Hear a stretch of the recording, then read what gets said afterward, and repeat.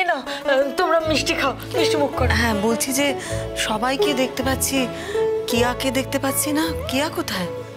আমি বলতে পারবো না ওর কথা, আমি জানি না কোথায়। কোর্টেও তো গেল না কিয়া, ওকে অফিসে গেছে? আপিস তো বেরোয়নি, আর বেরোলেও তো বলে যায় না গো। আচ্ছা, আমি ডেকে আনবো? হ্যাঁ, আসলে তো ভালোই হয় না। আমি যাচ্ছি।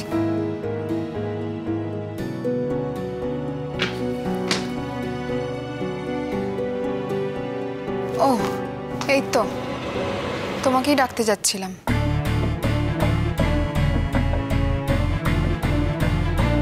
কেন?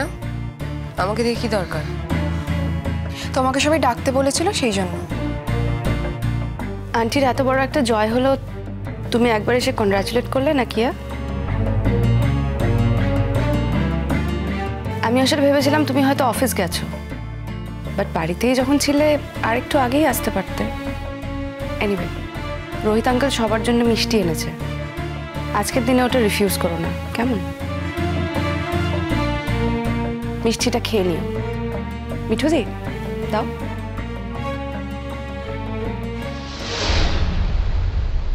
থ্যাংক ইউ অঙ্কিতা দি, কিন্তু তোমাদের জয় মানে সেটা যে আমারও জয় এরকম কিন্তু কোনো মানে নেই। আর তোমাকে বলছি, তুমি শেষ পর্যন্ত ওই ভদ্রমহিলাকে জেল খাটিয়ে ছাড়লে তো?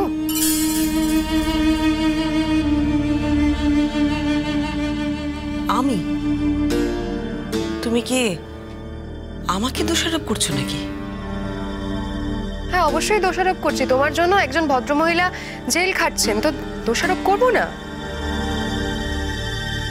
কিয়া, কেউ কারোর জন্য জেল খাটে না, যে যার নিজের কাজের জন্য জেল খাটে। তুমি তো শিক্ষিতা মেয়ে, তোমার তো এটা জানা উচিত। আমি জানি পাপা, আমি সব জানি। তবে তোমাকেও একটা কথা বলতে চাই, ঝুন আন্টি আজকে জেলে গেছে বলে তুমি আবার ভেবো না যে তুমি এই মহিলার সঙ্গে তোমাদের সম্পর্ক রিনিউ করবে।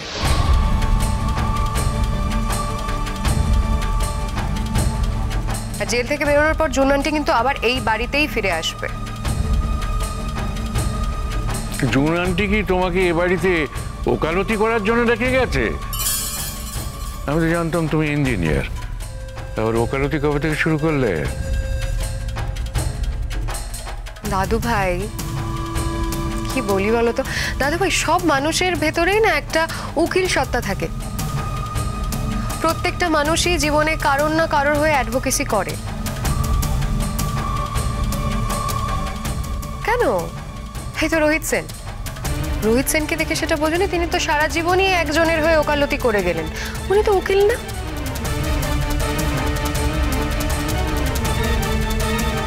তেমন আমিও আমার জীবনে একজনকে নিয়ে একজনের হয়ে আমি ওকালতিটা করছি।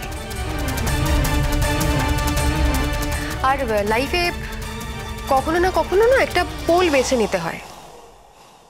তো আমি চিরকাল দুর্বলের পক্ষে থাকি, যেমন তুমি চিরকাল সবলের পক্ষে থেকেছ, ঠিক তেমনই। ছাড়ো না দাদু ভাই, ওর সাথে বাড়তি কথা বলে কি লাভ? সেই তো, তোমার জীবনে তো আবার বাড়তি কথা বলার লোক চলে এসেছে। ঠিক কথা। তো কোথায়? তাকে তো দেখতে পাচ্ছি না, আজকে এত আনন্দের দিনে সে এলো না।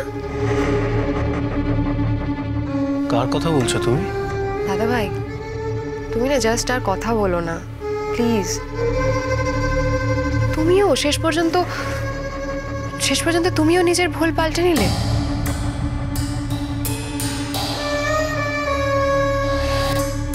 তুমি জানো না তোমার ভাই নিজের বউ বাদ দিয়ে আর কার কথা ভাবে, জানো না তুমি?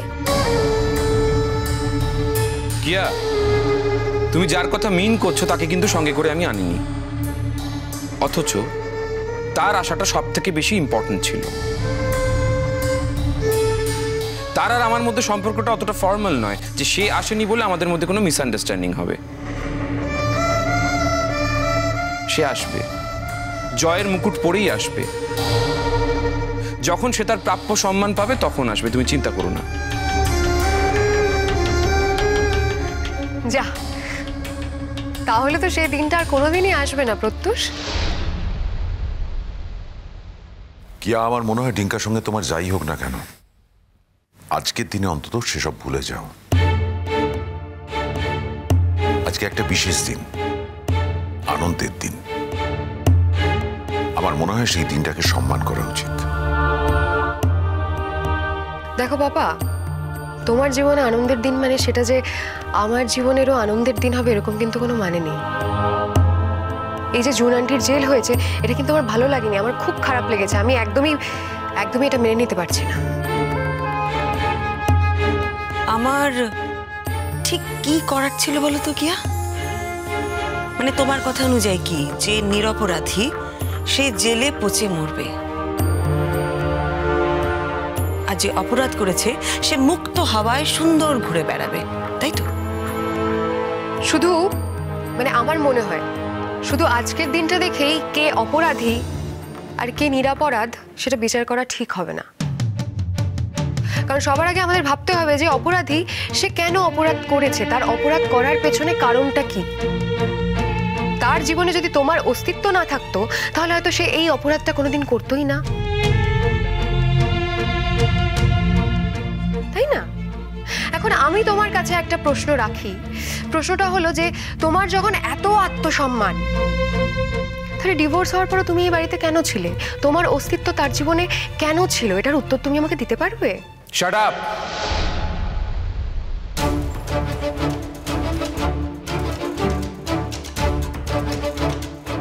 আমরা কি করব না সেটা বিচার করা তুমি কেউ নয়।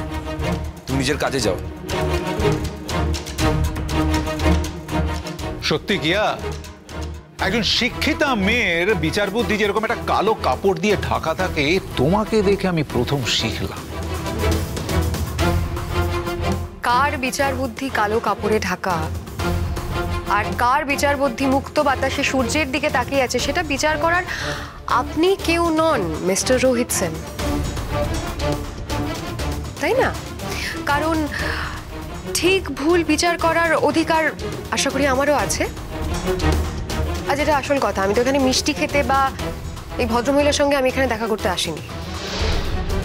আমি বেরোচ্ছিলাম, তো বেরোনোর পথে এই একটাই পথ আছে, সেই জন্য সবার সঙ্গে দেখা হয়ে গেল,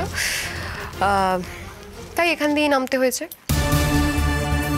তোমার কথা বলা শেষ হয়েছে কিয়া? আমি কিন্তু আজকের দিনে শ্রীময়ীকে কোনো রকম ভাবে অসম্মান করা হোক সেটা চাই না। মেটো, ওকে মিষ্টি দেওয়ার দরকার নেই। She doesn't deserve that sweet. ঠিকই বলেছো বাবা, একদম ঠিক কথা। এই বাড়ির একজন মানুষের হয়ে গেল জেল, আর সেই বাড়িরই মানুষজন আনন্দে খুশিতে মিষ্টি ভাগাভাগি করে খাচ্ছে। সেই মিষ্টি আমি খাবো, এতটা নির্মম আমি হতে পারবো না বাবা। আর অন্য কেউ বলে এতটা অবাক হতাম না, কিন্তু তুমি এতটা নির্মম হচ্ছে তো তাই ভীষণ অবাক লাগছে। তুমি ভুলে যেও না বাবা, সম্পর্কে জুন গুহ কিন্তু তোমার স্ত্রী হন। For your information, June Guha আর আমার স্ত্রী নয়। জুন গুহর সঙ্গে আমার ফর্মালি ডিভোর্স হয়ে গেছে।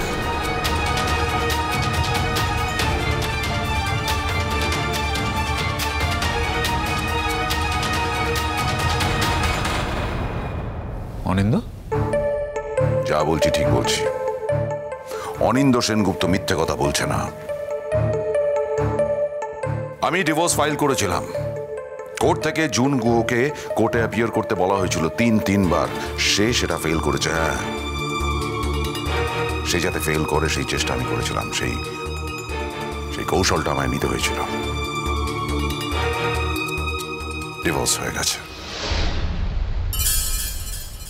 জুন গুহ আর আমার স্ত্রী নয়। আমায় এই কৌশলটা করতে হয়েছে কারণ আমি জুন গুহর সঙ্গে থাকতে চাইছিলাম না। জুন গুহর সঙ্গে দিনের পর দিন বেঁচে মরে থাকা আমার পোষাচ্ছিল না। আমি না আমার জীবনটাকে একটু ভালোবাসি, জানো তো। আমি একটু স্বার্থপর। আমি নিজেকে এত সহজে শেষ করে দিতে চাইছি না। তাই আর কটা দিন বেঁচে থাকার ইচ্ছেতে আজকে শ্রীময়ীর এই দিনটা দেখার জন্য আমি বেঁচে থাকতে চাইছিলাম। সেই জন্য আমার এই কৌশলটা করতে হয়েছে। সেই কারণে আমি জুনকে ডিভোর্স দিয়েছি। We are formally divorced. ছি বাবা, তুমি এইভাবে জুন আন্টিকে ঠকালে? পারলে তুমি এটা করতে? এই খুকি, অনেকক্ষণ ধরে তোমার কর্কশ কণ্ঠ আমার কানটাকে ঝালাপালা করছে। নিজের সমস্যা আগে নিজে সামলাও, নিজের চরকায় আগে তেল দাও। অন্যের জীবনে না উঁকি দিতে যেও না। যাও, যেখানে যাচ্ছিলে যাও, জাস্ট গেট আউট। এবারে লোকেরা আপনাকে কতটা প্রশ্রয় দিয়েছে দেখেছেন? আচ্ছা,